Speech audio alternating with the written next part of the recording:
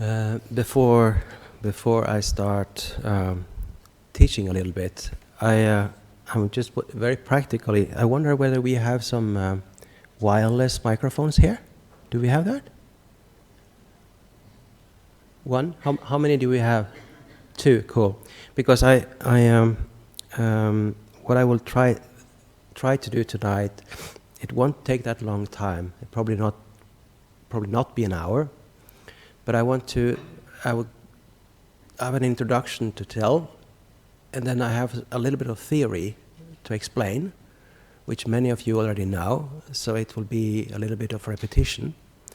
But then I want to apply it to your life. And it will be a little bit of skill sharing, actually, or examples which I wish, if possible, to get from you as I go through this like a setup I have. And to make that, to everybody be able to hear this, we need to speak into a microphone. It's not going to be some kind of discussions here, but as I go through what I want to talk about, step by step, I'm just wondering if somebody can add in some of their own examples, because there are a lot of skills in people who are practicing, and people find their own skillful means to various things, which can be smart, but you don't tell anybody. And as I talk now, I will kind of open up. If somebody has something from their own life, something they do practically, then I invite you to add that to what I say. I will say a few things about everything, but if somebody else can connect to what I'm saying and come with their own examples in addition to mine, that will be really beautiful. But that's the last part. First, I have some introduction, then some theory, and then we'll apply that to your life. And then see whether there are other people here who can add more to what I say. And also for me, I found my way, and there are a lot of experience here in this room over the years. So that's like an invitation, coming a little bit in a, 20 minutes or so. The reason why I want to do this is that when I'm starting to teach, there are a lot of people saying that I don't have time to practice. It's so difficult to find time to meditate, to find a quiet place, and then you can sit down or you can lie down, and you can calm down, and you can kind of recharge your mind a little bit, and lift up your mind if you have learned to meditate properly. And there's so many people saying that it's so difficult. And it's so difficult to apply all these teachings we have here in daily life. And that is true. But the point is that when we talk about practice, most people, including myself in the past, before I became a bhikkhu or a monk, was that my practice that was keep a little bit of virtue, and then it was meditation. But meditation, that is just one of those 8 factors in Eightfold Path. There are 7 other factors, and they can be practiced without being in a silent place, in a forest or in a retreat center. All of those factors can be practiced and developed when you're working, when you're making food for your children, when you're sitting in your car. Those 7 factors, and that's what I wanted to title this talk, the Sevenfold Path. Because the Sevenfold Path can be practiced everywhere, at any time. And you don't need silence. It's good if you can have a silent place. But those 7 factors can be part of your life 24/7 and can be applied, and you can adjust your life, whatever you do, according to the Eightfold Path. And it's not that it's just meditation which has a positive effect on your mind. The Eightfold Path is there to slowly purify your mind from mental suffering and afflictions, and pains and problems internally. And we are so, at least I was in the past, so conditioned that it's the meditation part, it's the stillness. That's the part where you really see the effect of the practice. But that stillness, that meditation, builds on the 7 other factors. And also those 7 other factors, they also do something with your mind. You add like drops of peace and calm and harmony by practicing all those factors through the day, through the week, at work, in the bus. All of that is just a question of being aware and understanding, having the Eightfold Path clearly in your mind. So if you don't have the Eightfold, if you don't understand, if you don't have the Eightfold Path clearly in your mind, then what you can do is to learn that. It's not that difficult, and I'm going to go through that now very quickly. I'm going to go through the 7 first factors in a practical way. And if these 7 factors can be just, if you can know them thoroughly inside of you, then you have like a model you can apply at any time, anywhere, and it actually does affect your life. It does clear up your life. It does make your life easier. It's maybe not as easy to see as if you get proper meditation going, because then you really can calm down your mind and you see and you experience your mind that your mind is better. There's an improvement of quality of your mind. But all the other factors also works. But you might not just see it, you don't feel it every time you adjust your life according to those 7 factors or those 8 factors. But they do work, all of them. And if they were not necessarily, I don't think the Buddha would have taught that as a necessity for your development.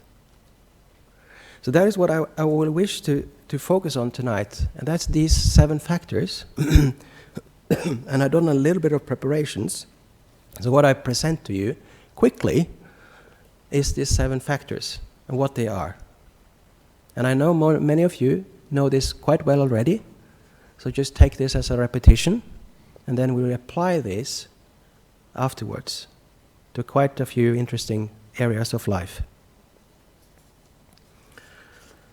So we all have heard those names: right view, right intention, right speech, right action, right effort, right livelihood, right effort, right mindfulness, and in the end, right concentration or right stillness or right samadhi. And if you look up in the old ancient texts, which we say is coming from the Buddha, then basically the first factor, which is we call right view, is the 4 Noble Truths. And the 4 Noble Truths have that there are afflictions, there are suffering, mental suffering inside of you, and you feel that every day. They're there. That's the first truth. The second truth is that there is a reason for that, and that's your craving. And the third truth is that there is a way out of that. There is a cessation of all those mental afflictions we are carrying around. There is a way out of mental problems and internal conflicts. And the fourth noble truth is the Eightfold Path, which is the way for your mental afflictions to slowly fade away. And you clear up your mind and you purify your mind, and there's an enhanced quality of life. The better you feel inside, the purer you are inside, the less negative emotions there are, the better quality of life you will have. So that's basically right view. to understand the Four Noble Truths. Have an idea of what it is, and that can be applied. It's not just a theory. The Four Noble Truths can be applied to your daily life. Then we have right intention. That's the second factor, which my best translation so far is just renunciation or giving, and kindness, and some kind of gentleness, not harming. That's like a foundation block, some kind of intention which should be a basis in your life. Kindness, giving, and not harming. Being very gentle in life. That's the second factor. And it's so easy to forget that factor. The third and the fourth and the fifth factors are very practical. The third is right speech, and basically not lying, be truthful, trustworthy, and no malicious gossiping. It just divides people, and instead of that, create unity and harmony around you. And no harsh speech. Instead of that, try to speak gentle. I think the translation from the Buddha is, you're supposed to speak gentle, soothing to the ear, loving, such word as goes to the heart, friendly and agreeable to the many. That's the way we should try to speak. And then also to avoid like just useless chatter. Avoid vain talk, and try to speak at the right time, truthfully, and speak on what is useful, with good arguments, moderate and full of sense. So that's the third factor, speech. To speak in a wise, wholesome way. The fourth is right action. And what you're not supposed to do is killing living beings. And instead of that, being full of compassion and kindness and caring, welfare for all living beings, whether human or animals. And no stealing. The opposite of stealing is giving and giving up. And then, of course, no sexual misconduct. And we all know what that is. Unlawful, abusive sexual activity, it's like absolutely no-no. That's the right action, the fourth. The fifth is the right livelihood. And that is actually defined very simple. Not have a job which harms other people. And examples are like trading in weapons, trading in living beings. It can be human or it can be animals. Not trading in meat. And alcohol and drugs. Don't have that as some kind of livelihood. And not trade in poison. That's right livelihood. The monastics have more details, but for most people, that is what the Buddha defined as right livelihood. Then we have the sixth one, which is right effort.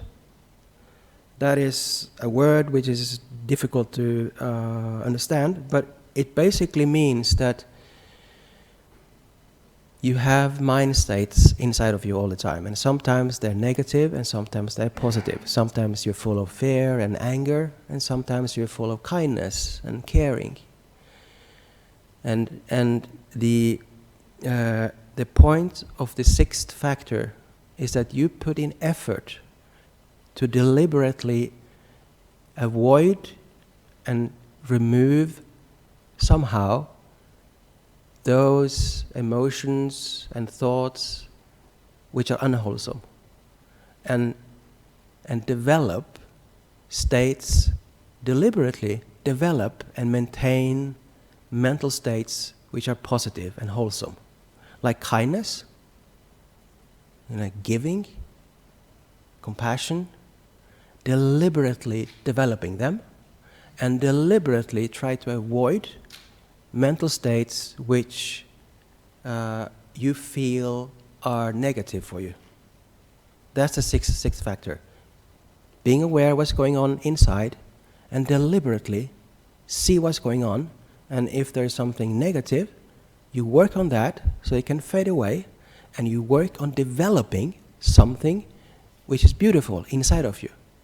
And we all know these, it's just various words like kindness, compassion, forgiveness. All of those beautiful things you're supposed to deliberately develop in your life. And the seventh factor is right mindfulness. Mindfulness is a good word. And it's basically being aware, being mindful about your body and about what's happening, about your feelings and what's going on inside of your mind. And then you can apply some wisdom which is following, which is part of right mindfulness. For example, that many of those thoughts, many of the thoughts and emotions, they are impermanent. They come and they go.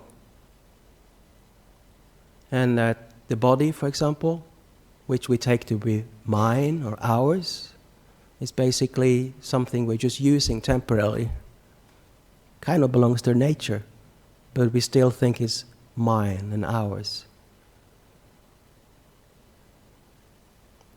So those are, and then the last factor is basically right stillness or concentration, which we call meditation. But I'm not going to go into that now because that's not the focus of this talk. It's these 7 first factors here I want to apply in life. And if there's somebody, when I walk through some examples here, if somebody can add in their own skillful means, and we can share some skills, and people have some examples, then please raise your hand, and then somebody will come in with a microphone. It's not for discussions, it's just to share a little bit. If somebody has something to share, and there must be a lot of people here who have experience, and have found their way somewhere. And what you know and what you have learned, if you can tell that will help the others. I'm only one person, and Ajahn Brahma is only one person who is teaching here. You also have a lot of skills and experience. And what I did yesterday, I turned on the computer and got internet access, and I basically just Googled, or I searched for statistics. What is it we're doing in life? How many hours do we spend in doing various things? So if we are to apply this Sevenfold Path, which we can apply at any time, what is it we're doing which we can apply it to? And the statistics show me what we're doing in life. So I will just quickly read it out, what I found. First of all, every day we sleep about 9 hours. We sleep and we prepare ourselves for going to the bathroom, etc., having a shower. That's 9 hours of a day. After that, we work 7 hours, which also includes some driving back and forth and some commuting, sitting in a chair, sitting in a bus or a train. And then we spend 4 hours on, you can call hobby or entertainment, TV, maybe gaming, I don't know, maybe not so much gaming here. And then we spend 1.5 hours doing housework, maintaining our house, washing, maintaining, repairing our apartments and house. And then we spend 1.5 hour eating every day. We sit in front of a table and filling up our tummies. 1.5 hour. Breakfast, lunch, dinner, supper, and maybe a hamburger in the car. That's a lot of hours, 1.5 hour every day. And then we spend 1 hour every day helping and caring for our family, and maybe kids, or brothers and sisters, and your friends. Just full on caring, helping others, those you know.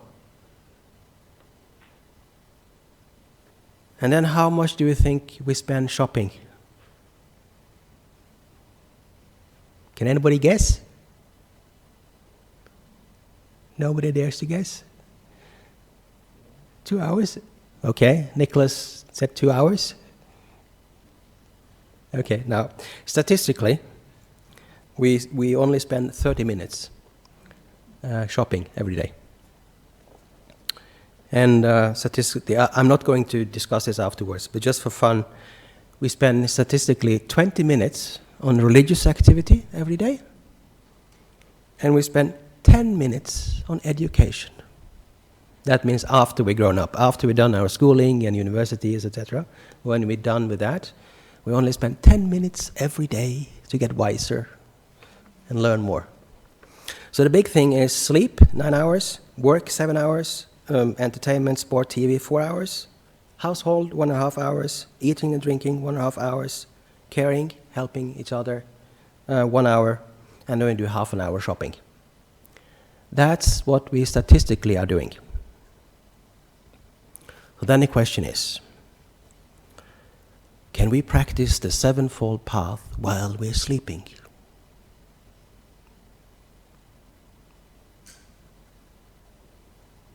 Is that possible? No, somebody's shaking their heads.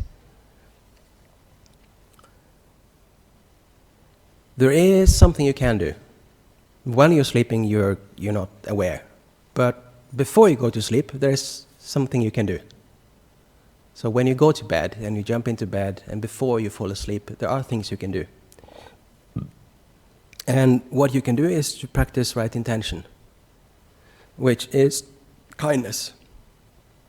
And the Buddha was highly recommending doing kindness meditation when you go to bed. Metta, kindness, loving kindness.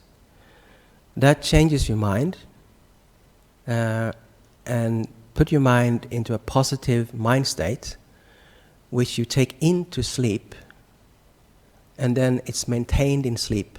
So you get a better sleep through the night.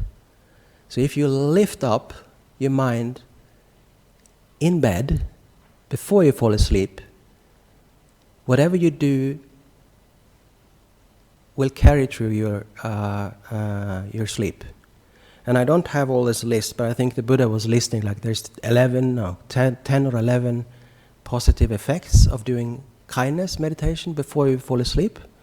You don't have bad dreams, and you wake up refreshed, and I don't remember. I don't have the print out of it.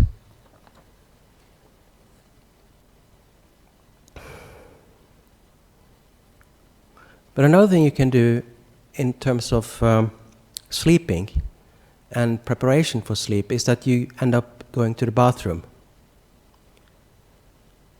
And that's a place where you can be honest in regards to your own body.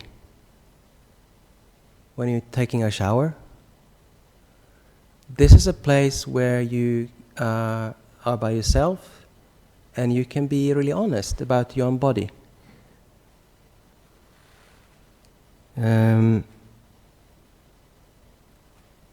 That's a place where you can try to be friends with your body and try to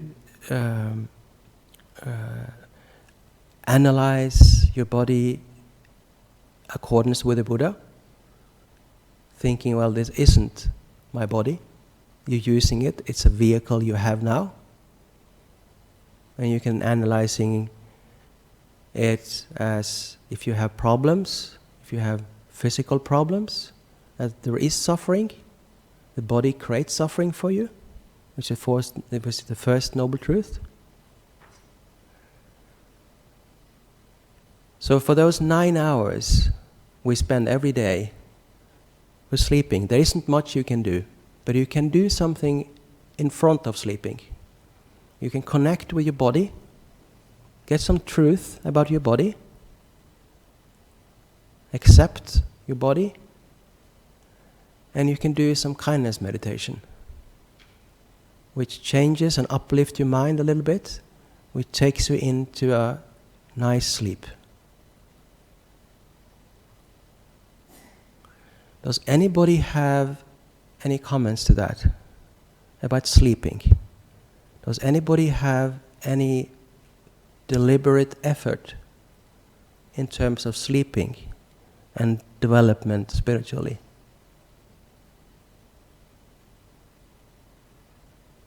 I don't expect anybody, but still, I just want to ask. This is a difficult one. It's not much you do while you're sleeping. So no comments. Okay, there's one down there. Thanks, Ajahn Nitho. In regards to sleeping, I've always thought that my mind was beyond my control, notwithstanding my spirituality and my connection with my spirituality, but that there is an activity going on that's separate.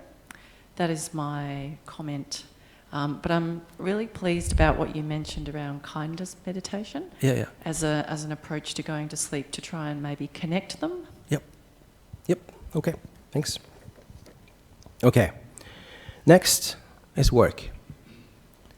And there's a lot of activity in work. And we spend an average 7 hours. So what I want to say about work is that this is a place where you do a lot of things and you can apply a lot of the Eightfold Path, or at least the Sevenfold Path while you're working. First of all, when you are working, it is actually giving. Yeah, you get a paycheck, but a lot of people will not have done that work if they didn't need to. So there's a lot of right intention of giving in actually just working. Just the work in itself is giving, which does something with your mind. If you compare that to just being at home, lying in your sofa and doing nothing, then you don't give anything. If you actually work, you're giving, you're helping, you're sharing. And that in itself is right intention. And it does something with you. You have helped. You have done something.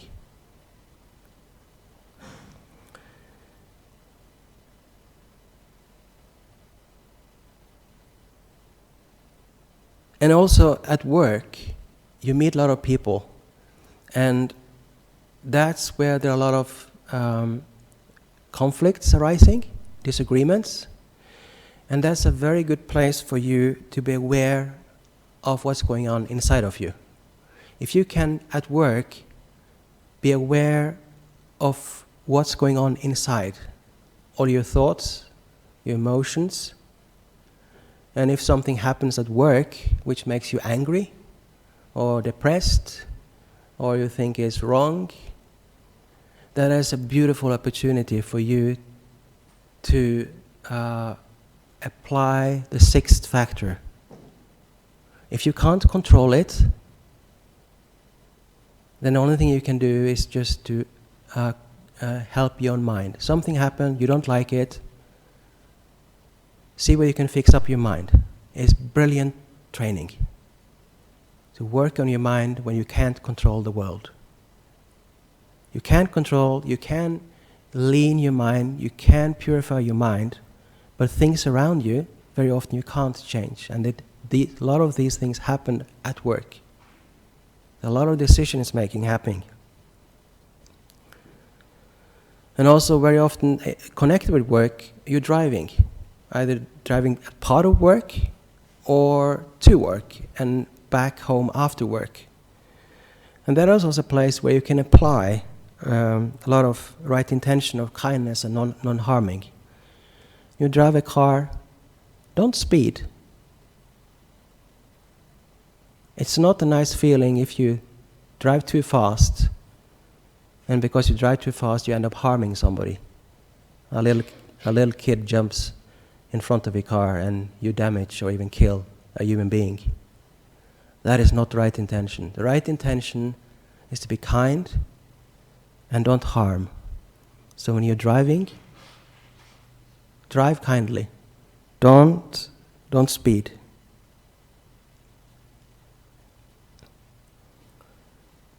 And don't drink drive. Same thing. That is basically the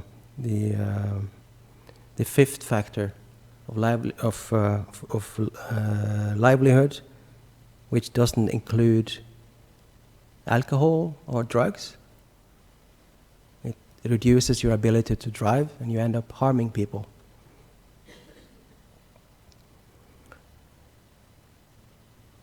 And also, if you're driving, please drive. When I was young, when I got the driving license, I managed to do a lot of things while I was driving. I was driving a car, I was listening to radio at the same time, I was speaking on a mobile phone in one hand, and I ate a hamburger in my other hand, and I steered the car with my knees. Don't do that.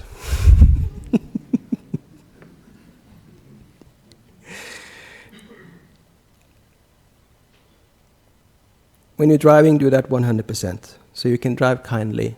You don't harm anybody.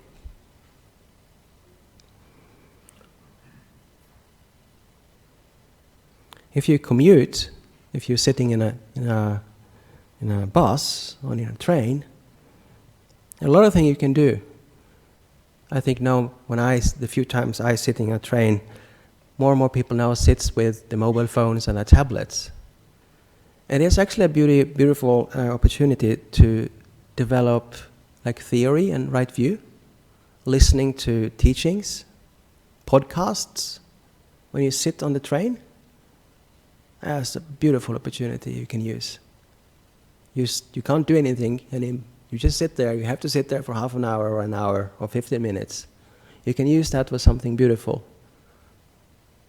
Get some more skills and knowledge in.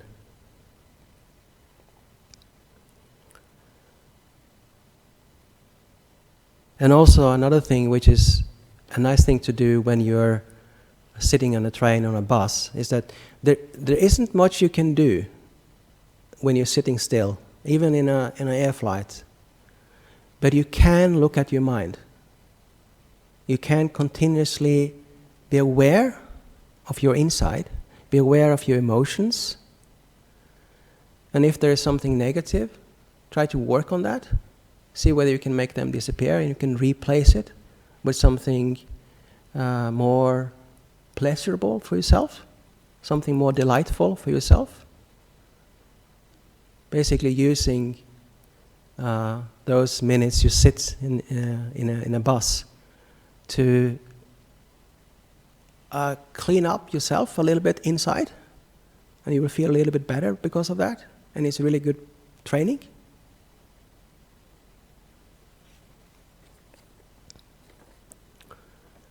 Does anybody have any comments to that?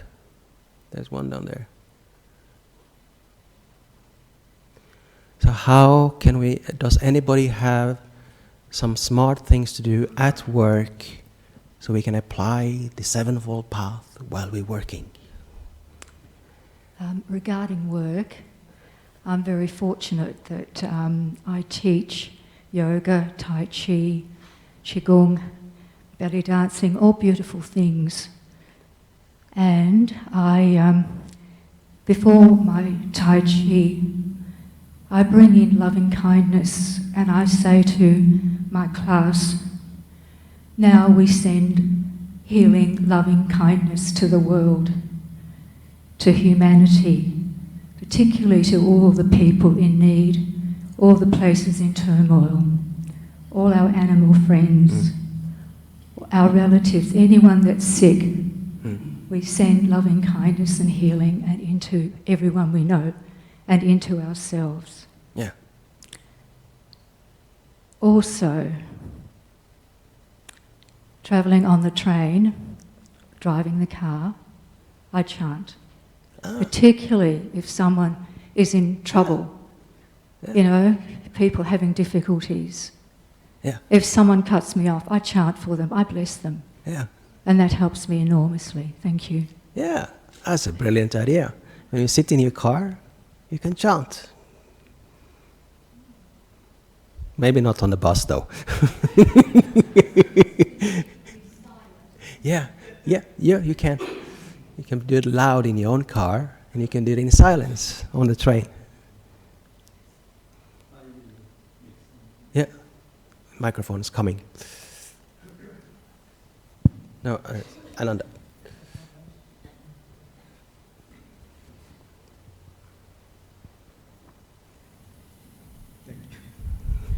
Thank you, Ajahn. I just want to say I know someone who has been very kind at work. With that person's kindness, Yeah. This person undertook some teaching after this person stopped full-time work. And this person was very kind to the students and then went out of the way to help the students. And there were a lot of, this is at Curtin University, and there were a lot of foreign students who were not good in English, and this person took a lot of interest to improve their English knowledge as well. Mm-hmm. And the kids were very to this person, and there were a lot of results were improved very highly because of the kindness. It's not the technical knowledge of the subject mainly, but the kindness. Mm. And this person did not have much teaching experience, but in the school, there were a lot of about 100 or so full-time lecturers, probably 50 part-time lecturers. Yeah. And this person got the best teacher award in 1.5 years. Okay. $2,000 award. Wow. And and a plaque. And this person purely, it was the kindness. Yeah. And he's this person is a Buddhist, Yeah. Okay. practices meditation, Yeah. and that person imparted it. Yeah. I know that as a matter of fact. Yeah. I know that person very well. Yeah. So I'm happy to share that. Yeah. Perfect. Basically, just using work to develop your kindness toward the other people, as an extremely nice possibility. And maybe you can just mention one thing too. You're also supposed to be kind to yourself. And I know perfectly well there are a lot of people who are working too much. If you work too much, you're not kind to yourself. It's not, you kind of maybe look at the right intention and see whether you can rest more and just work as much as you need. Maybe you don't need this new car, this new house. Maybe you can live a bit simpler and work less. Okay, so the next one is hobbies and entertainment, maybe sport and TV. And we spend 4 hours in doing that every day, in average. And I guess most of the TV is about watching news and politics and maybe movies. That's probably TV in a nutshell. And what most of the thing I want to say is about the TV part, because I think I got some nice statistics here saying how much we watch TV. How much do you think Australians watch TV every day? How many minutes? How many hours? Start by the United States. It's 270 minutes every day watching this box.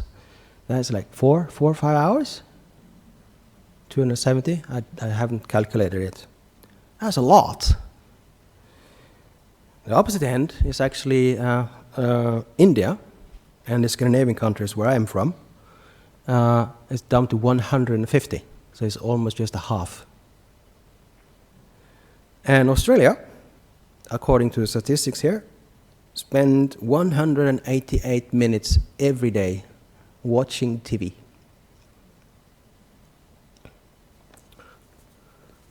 That is 188, that is 3 hours? 3 hours every day watching TV?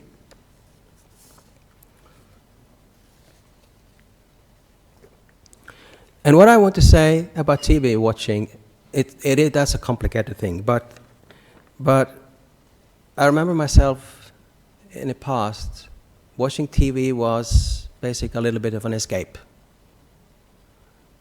Your life is difficult and you're tired, and what do? You just sit down in front of a TV and just waste some time. It's basically the first noble truth of problems and mental problems. And if you're able to face that you're actually probably watching so much TV because you want to run away from something. And it's better to try to work on that and see whether you can improve your inside instead of running away from it and running into TV. It gives you some entertainment, but it's not an escape, mostly. There is some documentary and a lot of good to it, but I think too much, we're just running away. And there's so much more we could have done instead of, which is much better use of our life. So maybe right intention can be just less screen time, less hours in front of the TV, and maybe internet.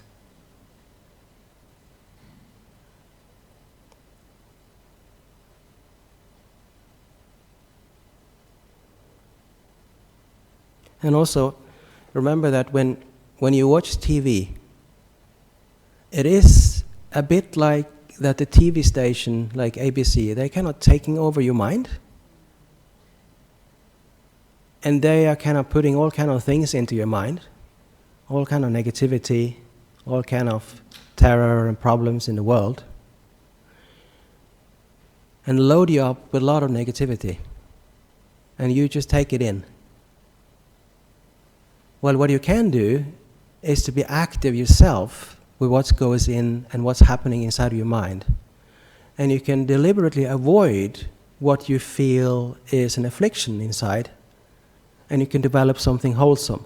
But if you sit for hours watching TV, you're just loading up your mind with a lot of negative things. So you're kind of losing the ability to develop yourself. That's how I see TV today. You see this news or some politics going on, and you really disagree with what's going on, and you get angry because something is happening out there which you don't like. Maybe something you didn't really need to hear.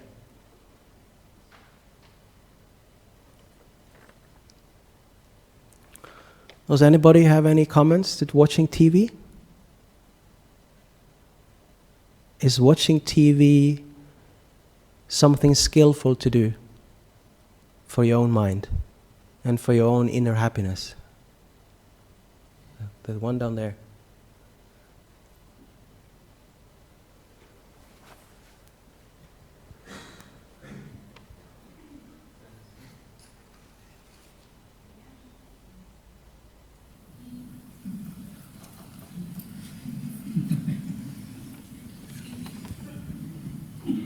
I think sometimes sometimes I like to watch some sport. Yeah. So I just put it on mute as well, which is a good thing. So you can make your own perspective on what you're watching, and you're not having someone else's voice manipulate what you're seeing. Yeah. I think it kind of helps. Oh, okay. Yeah. Yeah, there are good things. It's not that. It's just that it might be an idea to... Oh, there's another one down there.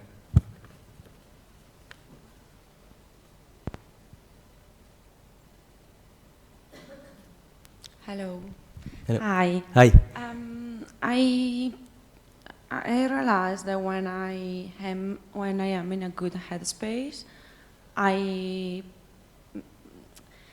easily meditate, so I sleep better and I think better and everything goes well. And then when I'm not in a good headspace, I struggle very much.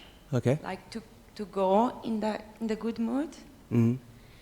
And television would I would look for to watch something on the TV just to distract my mind. Yes. Yep.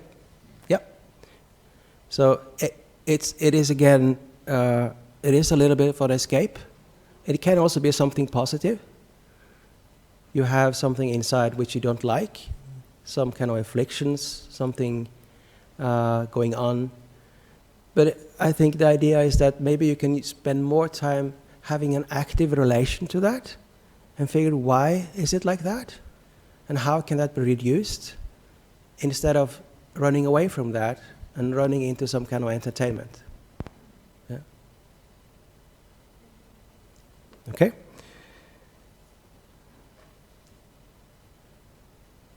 Then we spend 1.5 hours eating and drinking.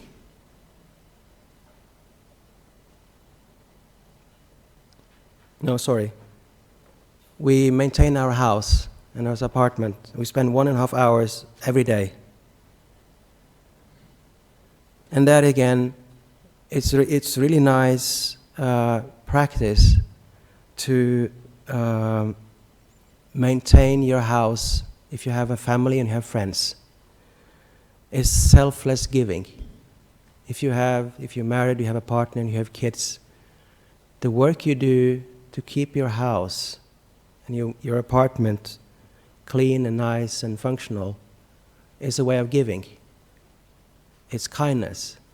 And those kind of activities are positive for your mind. It is something which gives you some inner joy, some kind of giving. And one problem we often run into when we look at our house and we clean our house is that we're not supposed to kill. And there are a lot of small animals. There's ants, cockroaches, maybe there's a mice here and there. Are you able to get them out of your house without killing? Can you be kind in that way? That's the right action.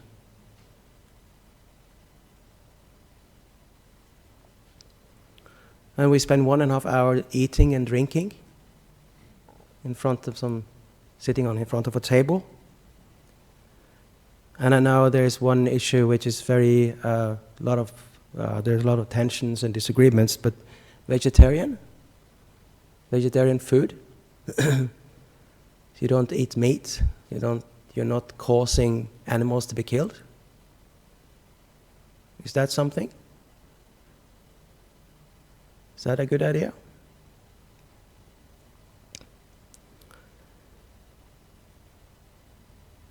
And also making food and eating food and giving food is a gift.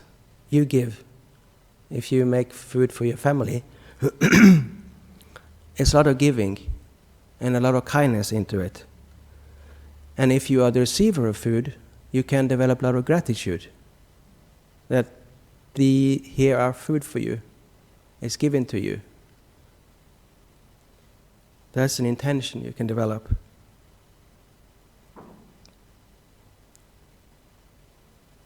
Any feedback on that?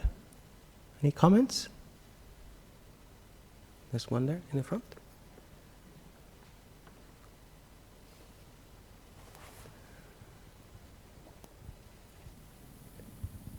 Thank you, Ajahn. I just wanted to say that it was really nice of you to remind us to think about the daily chores and things that we do, because I'm a mother of 2 small children, as an act of giving, because I think you can easily get into the habit of just going through the motions, making the lunches and the meals and washing the clothes, and not really appreciating that you are giving in that time. Yes. Thank you for reminding us to do that. Yeah. All those things you do to help, whether it's family or friends, it's giving. It does something with your mind. You might not just see it right away. If you keep doing it, something happens compared to not doing it. If you just were lying in your sofa doing nothing, your mind would just be grey, out of energy. If you're giving and caring, it does something. It'll give you a little lift. You'll feel better inside. And the last thing I want to discuss here now, we already gone 50 minutes here, is caring for family and friends, which we spend 1 hour every day. Kids, brothers, sisters, parents, and friends. And again, there's a really beautiful thing to do. There's a place where you can develop the second factor of intention, right intention. It's just a gigantic source of doing good things, of giving, good karma, which comes back to you. And this is also a place where you can lead by example. So all the things you do, if you are a virtuous person, if you are a generous person, and when you then are helping other people, they will pick that up and they will learn from that and they will end up doing the same in the long run. So working with other people, helping your kids, your brothers, if you can be kind, if you can give, if you can be gentle, you will condition them to be the same.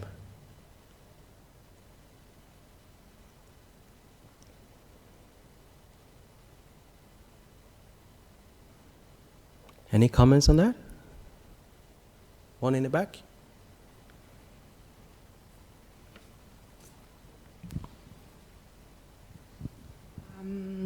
Okay, so I consider myself someone who helps a lot, but I would like to understand where is,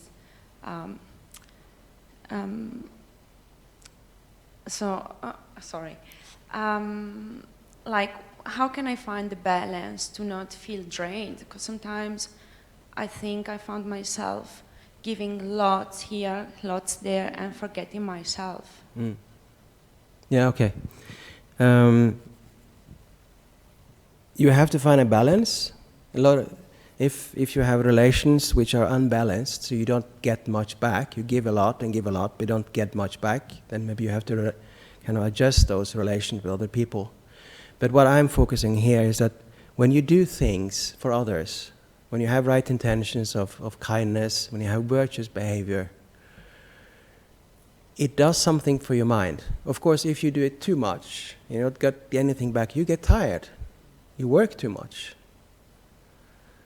But in the right amount of kindness and giving, what I'm focusing on here, that there is something happening inside of you. There is an effect on this mentally, spiritually, life quality.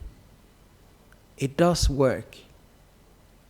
All these factors of the right view, right intention, right livelihood, right, what was all this?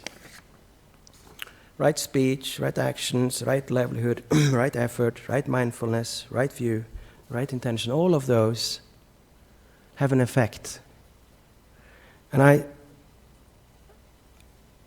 I just wanted to try tonight, and we're coming to the end now. Oh, sorry, one more.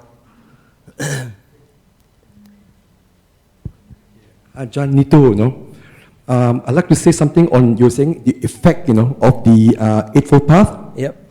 The Four Noble Truth, Eightfold Path. Buddha was telling us. Yep. He teaches suffering and the end of suffering. Okay. Yep. Yet no doubt this, from my view. Okay. Yep. I've been in Buddhism for some time now. Initially, I was going around and around, searching for the thing. Okay. Yeah. And I don't find any kick, or maybe a little bit in the Four Noble Truth, in the Eightfold Path. Okay, what? How do I say? Solve my problem? Like how do I say? Like what I found? Okay, effective. Okay, yeah. Is the Satipatthanas, the four foundations of mindfulness. Now, yep. that really hits me, okay? Yeah. Like, I have a problem now, I want to solve it now. Yeah.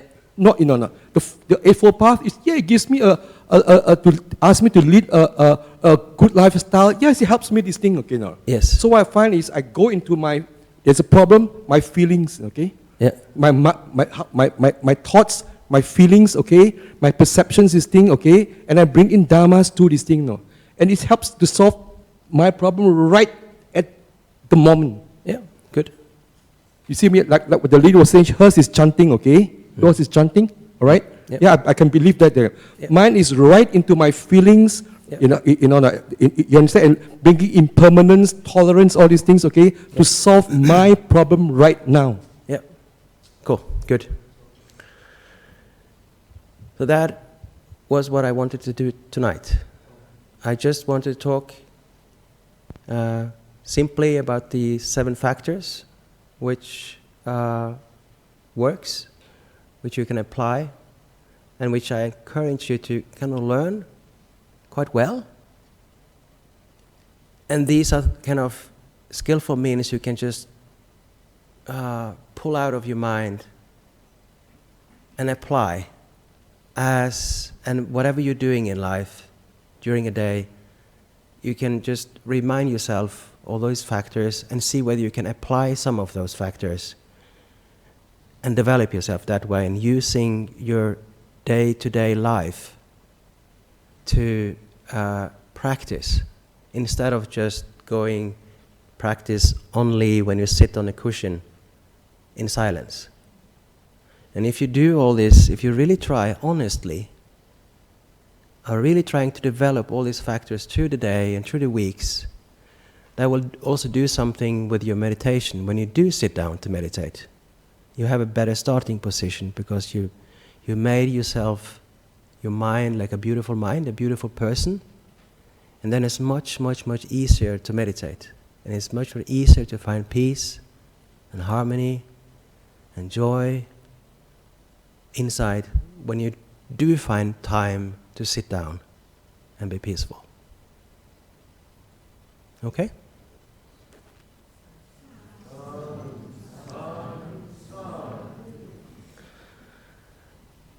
Okay, I think... Okay, there's a couple of short questions, probably.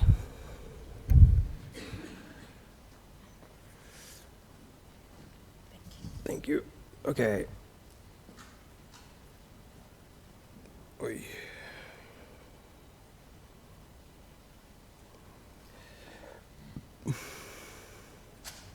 Okay, there's 3 questions here, and all of them are really big. So the question is, how do you do kindness meditation?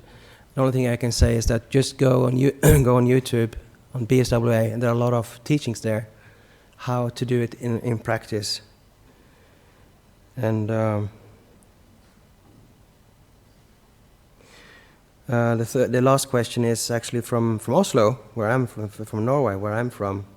Using the Noble Path, how do I deal with strong, painful emotions that overburden my during meditation?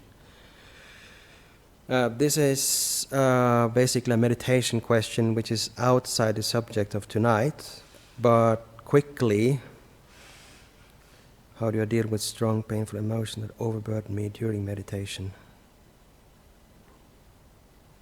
Actually, the answer is easy. It's just what I've been trying to say today. If you are overwhelmed by strong emotions and painful emotions during the day,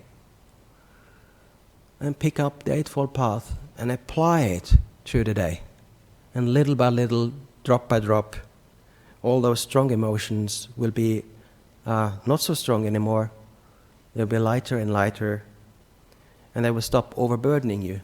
You're getting like a handle on it, and you learn how to handle it. And then when you do sit down to do the meditation, it's not so overburdening anymore. I think that's the answer to Jan Erik from Oslo. Okay? Then we can finish off.